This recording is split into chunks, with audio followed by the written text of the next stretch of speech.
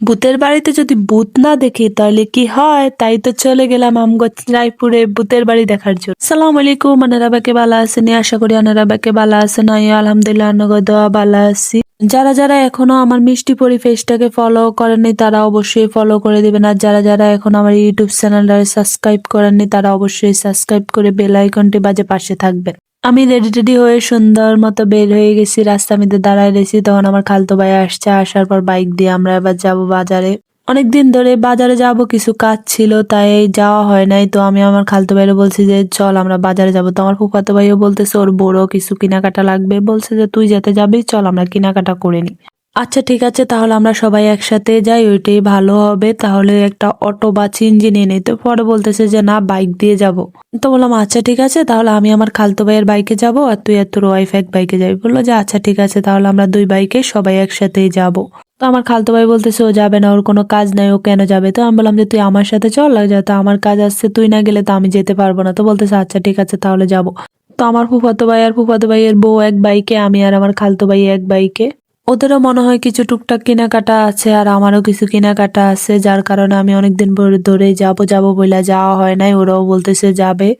আর আমাদের রায়পুর বাজার এই জায়গাটা একদম সব সময় মানে জাম পড়বেই। আমি কোনোদিন এই জায়গাটা দেখি নাই যে জাম নাই। এই জায়গাটা জাম একদম সব সময় থাকে, একদম সব সময়। যারা যারা এই জায়গাটা চিনেন তারা অবশ্যই কমেন্ট করে জানাবেন। তারপর আমাদের সব কেনাকাটা শেষ, আমরা যা যা কেনাকাটা করার দরকার ছিল ওগুলো কেনাকাটা করছি। তারপরে মাগরিবের একটু আগ হবে, বললাম যে চল, যাতে আমরা বাজারে আসছি 4 জন মিলে, তাহলে কিছু খেয়ে নেই। তো বলতেছে আচ্ছা ঠিক আছে চল আমরা সবাই মিলে কিছু খাইয়া নিই। তা আমি বললাম যে কই যাওয়া যায় বল। পরে আমার ফুফাতো ভাই বলতেছে ওর বন্ধু আছে ভূতের বাড়িতে, তাহলে চল আমরা ভূতের বাড়িতে যাই। আর ভূতের বাড়ির খাবারটা মোটামুটি ভালোই আছে। তবে আগে রায়পুর বাজার আমার মনে হয় বেস্ট ছিল ভূতের বাড়ি, বাট আগের মতো এখন আর নাই। ভূতের বাড়িতে আসছি আর ভূতের লগে দেখা করব না তা কি কখনো হয়? তাই তো সবার আগে ভূতের ওয়েলকাম জানাইলাম। কিন্তু আমি প্রথমে ভয় পাইছি, ফেলেটটা ধরার সাথে সাথে এটা চোখ থেকে কেমন যেন একটা আওয়াজ হয়েছে, আমি ভয় পাইছি। আমি ভাবি নাই যে এটাতে এইভাবে আওয়াজ হবে। তো আমরা সবাই মিলে আবার ভিতরে চলে গেলাম। জায়গায় জায়গায় শুধু ভূত আর ভূত, ভূতের বাড়ি মানে ভূত। ওনারা ভূত দিয়ে বসেছিল, যে কি সুন্দর শুয়েও রয়েছে ভূতে। ভূতের বাড়ির সিস্টেমটা আমার কাছে খুবই ভালো লাগছে। কেবিন গুলো অনেক বেশি সুন্দর, সবকিছু মিলাই ফ্যামিলি নিয়ে সবাই নিয়ে আইসা যাবে, বা কোনো অনুষ্ঠান করলো এখানে অনুষ্ঠান করা যাবে। আর ডেকোরেশনটা অনেক সুন্দর হয়েছে, সব মিলে অনেক বেশি ভালো লাগছে আমার কাছে। ভূতের বাড়িতে অনেকবারে আসা হয়েছে, বাট ইদানিং এখন আর যাওয়া হয় নাই, কারণ ও মাঝখান দিয়ে খাবারটা আমার কাছে তেমন একটা ভালো লাগে নাই, যার কারণে আমরা আর যাই নাই। এদিক দিয়ে দেখলাম যে নতুন করে ভূতের বাড়িতে সি ফুডও উঠাইছে। যাক, তাহলে আমি খুবই খুশি হয়ে গেছি সি ফুডটা দেখে। আমার তো অবশ্যই সি ফুড খাইতে হবে। কেকড়া মশলাটা নিয়ে নিছি, এটা আমার কাছে খুব ভালো লাগে। অনেক কিছুই ছিল, কেকড়া ফ্রাই ছিল আর অনেক কিছু ছিল। সাথে ছিল বিগ বার্গার এবং লাচ্ছি, আরো কিছু খাইছি, ওগুলার ভিডিও নেওয়া হয় না। আমার খাওয়া শেষে মনে হয়েছে যে আমি তো ভিডিও করি না, মাঝখান দিয়ে সব খাইটাই তারপর লাস্টে আমি লাচ্ছির ভিডিও করছি। খাবার দাবার শেষ হওয়ার পর আমি একটু ভূত মামার লগে একটু দেখা করতে গেলাম, যে ভূতের বাড়িতে আইলাম, মামার লগে যদি একটু শয়তানি না করি তাহলে কি হয়। আমি মামারে জিজ্ঞেস করলাম মামা কেমন আছেন, ফ্লেটটা ধরার লগে মামা আমার লগে দিল দাগ।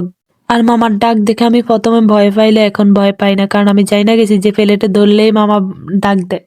তো মামারে জিজ্ঞেস করলাম মামা কিছু কি দেবো, প্লেটে কি কিছু টাকা টাকা দেবো? মামা আরো আমার সাথে রাগ দেখাইতেছে। তারপর আমি দাঁতটা ধরে দেখলাম যে দাঁত দিয়ে কোনো আওয়াজ করে কিনা।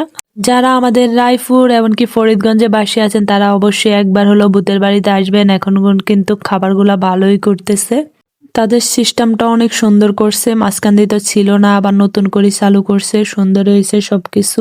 ডেকোরেশন গুলা আগের থেকে অনেক ভালো করছে। আমি লাস্ট 1 বছর আগে আসছি আর এখন আসলাম আজকে। অনেক দিন হয়েছে ভূতের বাড়িতে আসা হয় নাই, সবসময় রয়্যাল সাকারাত যাওয়া হয়।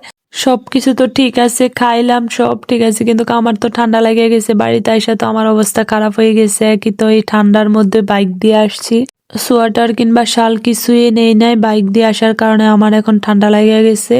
তার উপরে আমি লাচ্ছি খাইছি, এখন আমি কাশতে কাশতে অবস্থা খারাপ হয়। আমার আম্মু যদি জানে আমারে দিব পিঠের উপরে, বলবে তোর এমনিই ঠান্ডা, তুই আরো ঠান্ডা খাইতে গেছস।